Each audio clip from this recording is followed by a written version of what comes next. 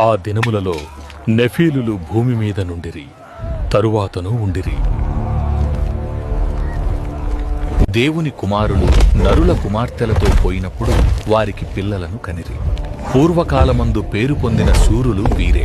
నరుల చెడుతనము భూమి మీద గొప్పదనియు, వారి హృదయము యొక్క తలంపులలోని ఊహ అంతయు ఎల్లప్పుడూ కేవలము చెడ్డదనియు యెహోవా చూచి, తాను భూమి మీద నరులను చేసినందుకు యెహోవా సంతాపము నొంది తన హృదయములో నొచ్చుకొనెను.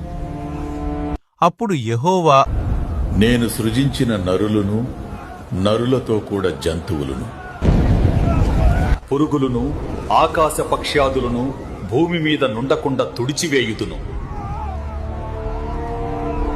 ఏలయనగా నేను వారిని సృష్టించినందుకు సంతాపము నొందియున్నాను అని అనెను.